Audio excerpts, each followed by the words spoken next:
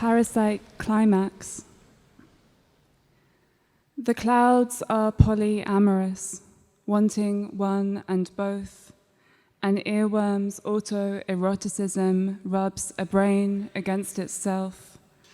A woman self-seeds her elements through the city, wondering if the species that didn't emerge live on as contrails of alignment, currents of the possible and possible not, gutless borers of the world dig on. Hola, thank you for coming. Inspired by these ventilation systems that I'm sitting among by Nancy Holt, I'm going to be reading a series of 6 poem essays about air that are not part of this book, Life Without Air, but are a development of my thinking and interest in air as both something literal that can carry pollution and communication, but also air as a metaphor and a space for intimacy. There's also a translation in Catalan of the text that I'm going to be reading, so please feel free to read along while I'm reading, because I'm going to be reading in English. And the first air is about how pollution can create an effect of color in the air and the sky that turns it pink. 6 airs. Pink air. Pink, except I don't mean it. Not peaches and cream, dream stuff, but a side effect of light and air. The color of sky that augurs well for morning navigators, sailors, shepherds, optimists. At the day's close, the sun is sinking, heavy with the aftermath of its labor. Light ducks down and skims the lower parts of the atmosphere, picking up aerosols and fine particulates. Dust, moisture, and aerosolized matter scatter the spectrum from red to pink. Cerise, fuchsia, incarnadine, blush. Rosy sky when the light hits the clouds, and yet nothing in this equation is objectively pink. Pink is a trick of light mixed with air, a trompe-l'oeil of substance that allays with its style. The dirtier the air, the pinker the blush. Atmospheric powder, molecular mist. Feminine insofar as it remains illusory, a transubstantiation of dirt, spinning the air to gold. Roseate hours augur clement days, a utopian shade. Haruspicy of air conducted by light. 2. Incubated air. Air brews us like a delicacy. I simmer until I'm past my best. Luce Irigaray fantasized about the atmosphere as an aerial placenta, an umbilical economy that hems us in. If air is an organ, then we are not so much its children as its organelles or microbiotic inhabitants. We give out and take in a vegetal exchange of gases. For the poet and priest Gerard Manley Hopkins, air was still world mothering, a nursing element that he compared to the Virgin Mary. He conflated divine love with a suffusion of air. This is his poem. Wild air, world mothering air, nestling me everywhere, that each eyelash or hair girdles, goes home betwixt the fleeciest, frailest fixed snowflake, that's fairly mixed with riddles and is rife in every least thing's life. In Hopkins's poem, there is no empty or dead space. Even the infinitesimal gaps between the spokes of a snowflake are pervaded by airy love. He understands air as a plenum, a suffusion of matter, an all-encompassing atmospheric embrace. It's almost claustrophobic. Air might not mother me, but it was and will always be my first transitional object, the shift from being breathed for in utero to having to breathe for myself. In this sense, it's an economy I can never be done with. Freud wrote of the child's mechanism of thought, da, throwing away a toy so that they might experience the relief of recovering it, microdosing on loss and grief to defend against its inevitability. Breath is the first thought, exhale, da, inhale, a fixation that consumes me from my first breath and endures until the last. In this sense, breath is not so distinct from desire, something we can never fully satisfy or be done with, but must spend our lives in its elusive pursuit. 3. Thought air. Weather is bad for the head. Airheads have their heads in the clouds, filled with airy-fairy notions, clouded thoughts, brain fog. Letting air into your thoughts is a dangerous whimsy. In Aristophanes' play, The Clouds, air materialized in cloud form is the enemy of reason. Old man Socrates is its airy antagonist, accused of espousing a counterfeit philosophy of the celestial clouds, the patron goddesses of the layabout. Socrates says the clouds give us intelligence, genius, and a talent for arguing. Aristophanes makes fun of him, exposing the clouds as hot air, noxious nothings, manifestations of Socrates' puffed up but ultimately empty and formless arguments. His ideas, like their meteorological counterparts, are easily dispersed into nothing at all. If clouds are the patron goddesses of the layabout, air asks, what's so wrong with laying about? The atmosphere does it well enough.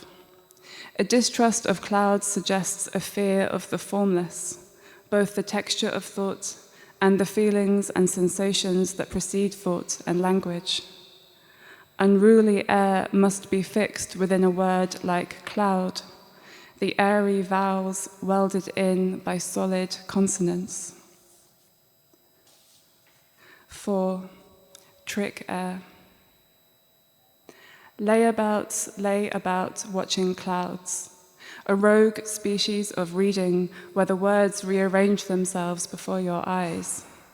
Rabbit, truck, archer, jug. If clouds are trompe-l'oeil, a trick of the eye, they remind me that all tricks of the eye are also tricks of the air, the room through which vision passes. Cloudless air lures me into thinking there is nothing to it, pulling the greatest trompe-l'oeil of all.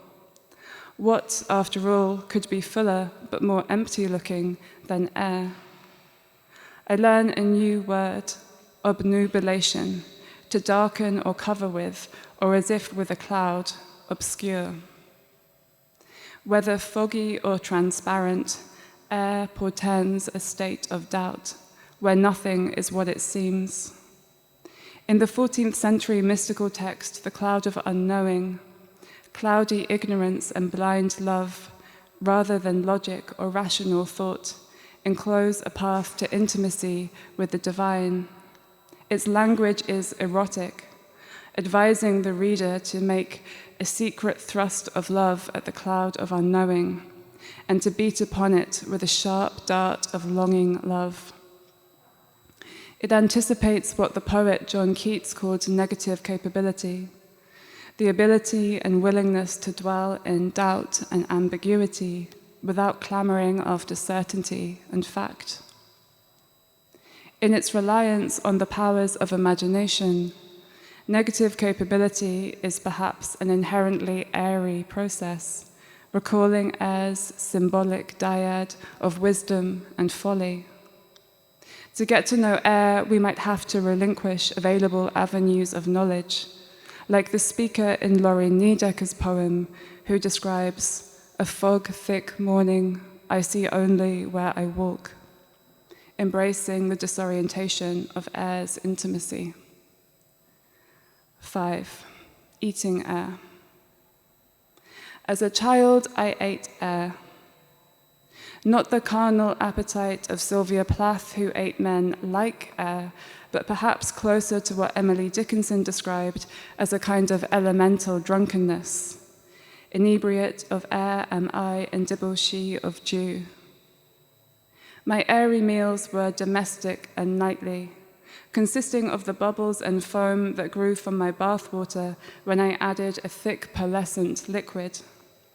It wasn't the taste of soap I liked, but the feel of foam in my mouth, an illicit texture, both proxy liquid and proxy solid, but legitimately neither. The mouth has its own logic and desires, and these were mine: foam, bubbles, aerated nothings. I have wondered how much this was a product of the era. The 90s were an aerated decade, economic bubbles trickling down into the little consumables coveted by me and my friends. Mint chocolate arrows, blow-up chairs with blow-up cushions, inflatable aliens, foam parties, carbonated drinks, and sweet foam you could squirt into your mouth.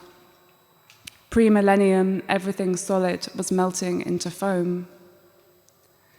The 19th century utopian and mystic Charles Fourier believed that after the socialist revolution, the seas would become carbonated and turn to lemonade. In a story in Italo Calvino's Cosmicomics, a family are employed to harvest milk from the moon. 12-year-old X amuses herself by catching and eating the small aerial creatures, medusas, minnows, shellfish, that bloom in the moon's orbit. On one occasion, she jumps too high and is not heavy enough to be brought back by Earth's gravity. The moon begins to pull her in. In a panic, she keeps eating the celestial animals, which add to her weight and slowly sink her back to Earth, freed of the moon's influence. Mollusks and seaweeds and plankton began to gravitate about her, and soon the child was covered with siliceous little shells, chitinous carapaces, and fibers of sea plants. X eats air to get back to Earth, understanding that its lack of purity is what will save her. I try not to think about the chemicals I absorbed eating all that bubble bath, inebriating air. I must have been dreaming of lemonade seas. 6. Babbling air. On my birthday, I stand on the train platform and make a discovery. I absent-mindedly touch the base of my palm to the helix of my boyfriend's ear. We both jump back at the touch. It's electric, not in a figuratively romantic way, but literally. Somehow our bodies have become charged, conduits of static. We take turns touching each other's ears. The one touching feels a static recoil. The one touched hears it as a sound, a pulsing current. In my ear, it's like the low buzz of a bee or electrical razor. I touch my own ear, but it doesn't work. I need someone else to make a circuit. Soon the train arrives, and we try again once we've taken our seats, but on board it doesn't work. Later we try while standing beneath a pylon. Yes, this works. The next day I try with a friend at a different train station, and we both shriek in excitement when it happens. It feels like some enchantment of air that has sliced through the day, even though I know it will be easily explained by the electrical infrastructure around us. It reminds me that magic and machine grow from the same etymological root. My friend tells me they are working on a video game that is partially about telegraph poles and the eerie static and stasis they confer on a landscape. When I first learned about radio waves as a child, I used to imagine literal waves oscillating between devices and structures, oceanic rhythms invisible to the naked eye. During the Black Death, it was believed that pestilence was caused by the air becoming too stiff, requiring loud noises in order to break it up. Bells were rung, guns were fired, birds were released to fly around rooms. In Geoffrey Chaucer's 14th century poem, The House of Fame, sound is described as nothing but broken air that pushes itself up against gravity. The poem is a dream vision in which the poet wakes up in a glass temple filled with images of famous people and their accomplishments. Guided by an eagle, the poet is told how sound works. Sound is nothing but broken air, and every word that is spoken, loudly or softly, wisely or obscenely, is by nature just air. When men pluck harpstrings, whether heavily or gently, with this stroke the air breaks as it does when men speak. So now you know what speech is. Now if you throw a stone into water, you know how one circle causes another, propagating outwards by the other's movement, multiplying until the disturbance reaches the surrounding banks. In the same way, every word, spoken loudly or softly, first moves the air nearby, which in turn moves air that is further away. So in the air, my dear brother, every parcel stirs up the next and bears speech upwards, magnifying and amplifying until it reaches the house of fame. Take it in all seriousness or in fun.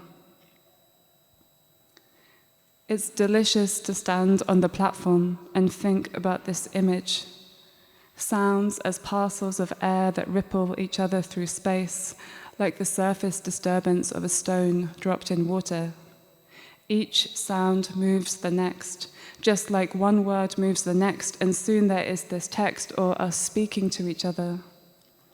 The undulations of air might not be visible, but touching the ear of someone I love becomes a way to tune into the current, to eavesdrop on air's babbling.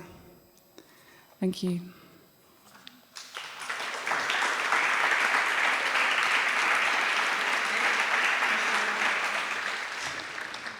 Casi todo cuanto vive, pesa, pasa, cae, tiene algo de premura, de premuro, prisa, urgencia, premio, manzanas, peras, mundos en el aire, viven, pesan, pasan, caen. Todo cuanto cae tiene un derecho y un revés, todo cuanto cae tiene un derecho y un revés. El mundo vive entre aquí y allá,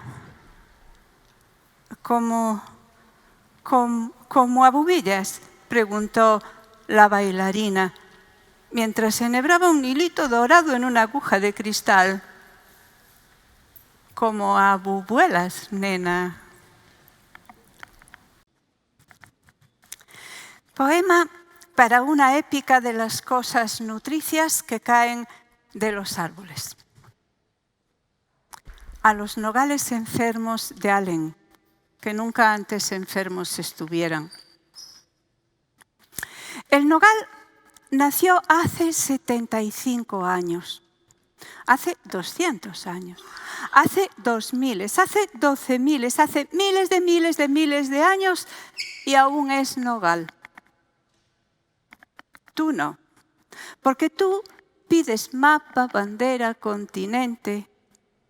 Pierdes el tiempo, territorial y breve como eres, y en el camino se te despista el tú. Pues quien abre la nuez es el nogal, no tú. Y quien cae regalando su fruto es ella. Tú te lo apropias. Abre sorrindo a nojeira a súa voz para os nenos bonitos de Allen tan sucios. Entierra su nuez la tierra para los huesos de los muertitos de Allen.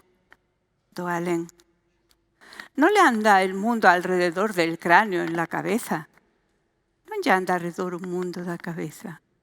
Ese cerebro se parece a la nuez, pero no es nuez. Ese otro no tiene nuez.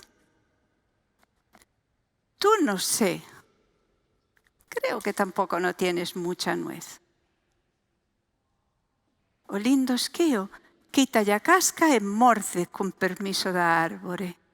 La ardilla, la seductora. También los gusanitos saben de eso, de perforar carcasas, pero lo hacen sin brillo, sin seducción, solo por picar un poco. A veces viene a la aldea uno que pide algo, que vive debajo de algo.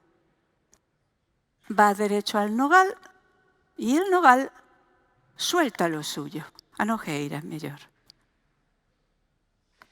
Hace frío. Mucho más de lírica aquí, entonces. Hace frío. Aterécese na cidade do mundo onde xa non están os que estiveron. Viene muchísima gente de por allá, toda cayéndose, toda escapando. Mira cuánta. O abó Manuel dice que el abuelo Manuel dicen que les echaba los perros. Que con el aguijón dice que lle botaba os cans, que os picaba co aguillón do vara das vacas.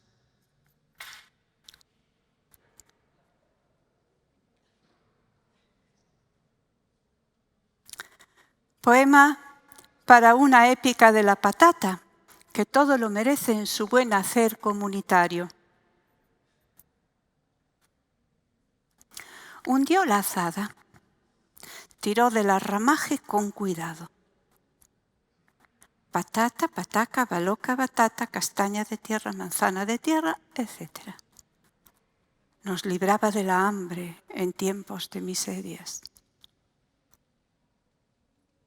¿Cómo se agarran 14 o 20 de ellas a unas pobres rizomas delgaditas peludas que se mueren de flacas por darles de comer? Hundió la azada.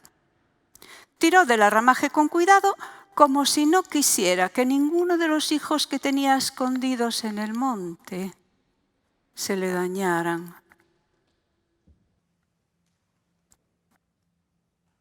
No se puede vivir ahí dentro, ahí más bien se muere. Pero fuera tampoco entiende una cómo es que crecen las cosas, ni por qué los donizelas tendrían que matar a los musarañas. Era una pequeña comunidad soterrada, underground, apocadita. Compartían el agua y los minerales. Hundió la azada, tiró del ramaje con cuidado y se quedó observándolos por un rato, con las manos apoyadas en sus rodillas. Cuidarse mucho, dicen que les dijo. Marichina en los patatales, marichina en el lavadero, marichina cargando con la ropa mojada, marichina carretando el agua para los bañar a los pequeños. Amatalea, ¿dónde está Marichina?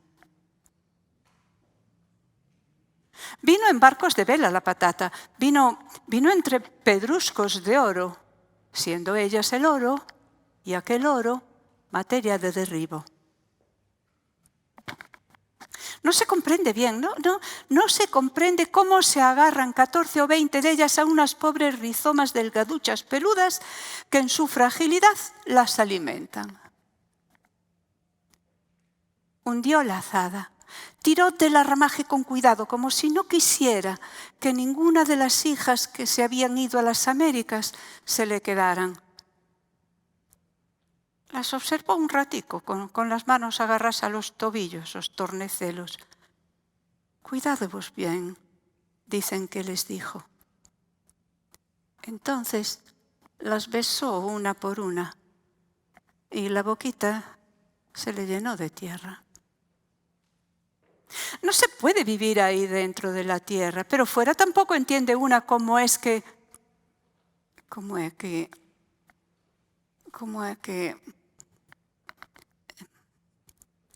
hundió la azada, tiró del ramaje con cuidado, como si no quisiera zarandear a sus muertitos allá adentro.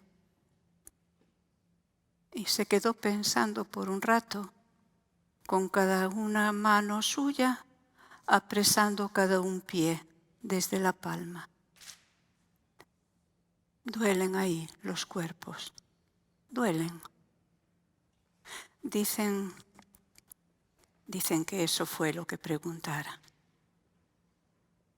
Entonces las besó una por una las patatas y la boquita se le llenó de tierra. Y con la boca así llena de tierra y aquel olor se les puso a cantarles a los niños del lugar algo de cómo ir por la vida.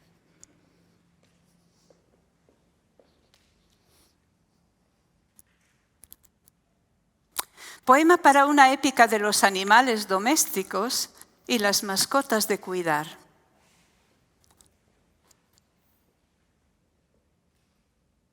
No desesperéis vosotras las desobedientes de retardada fecundidad, las que juntáis la patata con el olivo, reguerito que va de sur a norte, y aguardáis leyendo un libro en la parada, una saca de leña en cada brazo para entibiar la casa con este frío.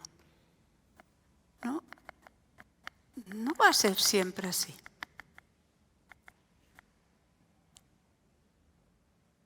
Así como, así, todo cayendo. Vi una vez en un vídeo una cacatúa blanca que daba de comer a un can. Toma, cancito, come. Una cacatúa blanca. Un grano para el hijo de mirada lista. Una corteza para el guapo animal que guía a un ciego.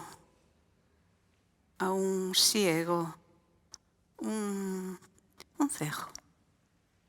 Pues vosotras aún sois más bonitas que una cacatúa blanca, troyanas megalíticas transportadoras oceánicas de criaturas en peligro, abrazadas. El perro guardaba su turno con educación.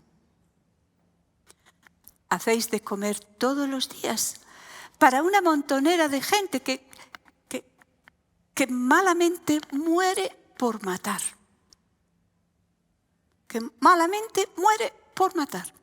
Y eso os deja pesarosas a la hora del derribo un día tras otro. Dicen que hay que poner ajos en las puertas de acá. Conjurar la hora de las jornadas. Dicen que todas las horas son la misma hora. No os atormentéis, muchachas, que miráis la chatarra pudrirse en los montones, los coches apilados unos sobre los otros, las construcciones por el suelo, estrujadas y debajo...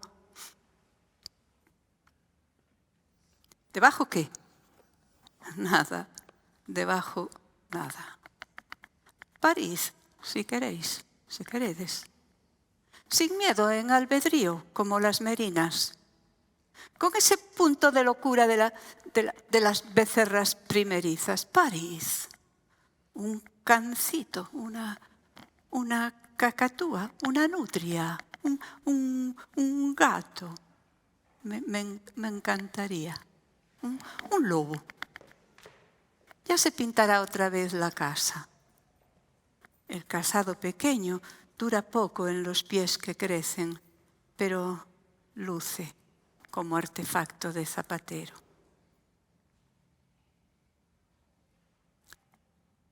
Pasa una ringlera de formijas oscuriñas, cientos y cientos de ellas, cada una con su fardito encima resistiendo. Las hormigas bebé y las hormigas cojas o dolientes a lo mejor no llegan al campamento.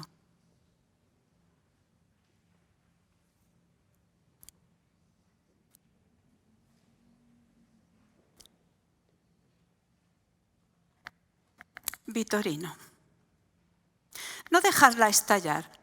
A los niños decírselo que no. La dedalera con la abeja dentro no se estalla.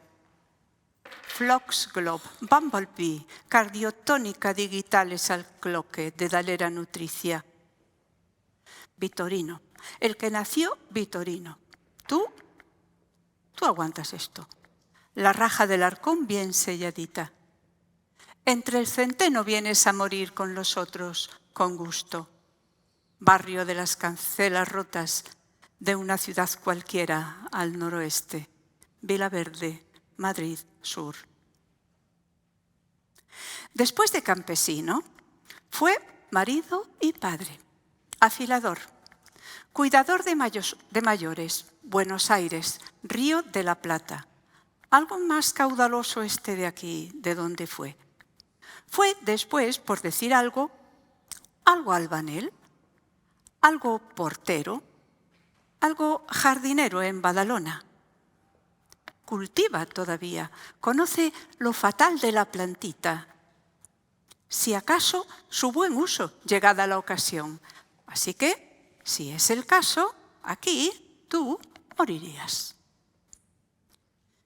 Y eso que la señora, que era buena, le regalaba su barrita de pan mercado del día para que viera. Él fuera de un lugar de 18 vecinos, solo 18, nada más. Una barra de pan, no bastaría. Había allí el arcón comunal, descomunal, con todo aquel centeno de la aldea dentro, para todos, que podrían resguardarse a morir si fuera el caso, si fuera el peligro fuera.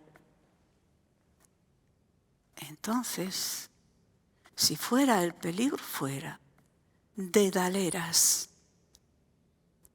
servidas sin control, las muy crecidas, las cardiotónicas. Cómete el grano crudo, no seas de lejos.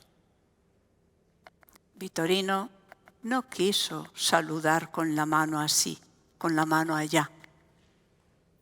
A tu salud te comas el grano crudo, vos, maíz del bueno, no seas de Montepetro. Vitorino rezaba como de pie. No saludo yo de esa manera, no. El grano está para morirnos dentro del arcón, si es caso. Allá, bien calentitos, dentro del jardín de dedaleras, que no se estallan con una abeja dentro. Yo eso no lo hago, eso yo no, como que no. A los niños, después, el jardinero les contaba la bondad de la abeja con sus nombres: picadura, abella, bumblebee, foxglove, miel para retornados que pacientaron fuera, polinizantes. En Buenos Aires cuidaba dos ancianos, un él y un ella. Una ella y un él. Unos they o éles, o mejor, dos abejas violetas sobrecrecidas. Los dientes se los limpia limpios. No come el grano cru. No le sale comer en Buenos Aires el grano cru de los ganados. Estropear la boca, eso sí que no. La panadera cuece. La panadera Belén cuece el grano, el maíz, en la parroquia de las Cancelas Rotas, dando al norte. Saca el pan de la furgo con su propia mano, tiene los dedos limpios, saluda con respeto. Panadera. Vitorino respeta las bocas de sus dos ancianos con ganas de vivir. No se las atranca con un palo, una poca pana. Que elijan, dice, entre un plato de arroz bien cocinado o relatar, memoriar cuando triscaban becerritas el prado alante. Lo fueron. A Vitorino lo fueran lejos. Fuera por boca libertaria. Becerro adolescente saltó. Lo pillaron al brinco. Que por eso tenía que volver. y retornó. Al final, al fondo, retornó entre el centeno, a morir con sus otros 18, la abeja todavía intacta. Una boca libre es una mano pasando el pan. Belén, la panadera, la dedalera cardiotónica en el jardín. Si es el caso, tú allí morirías.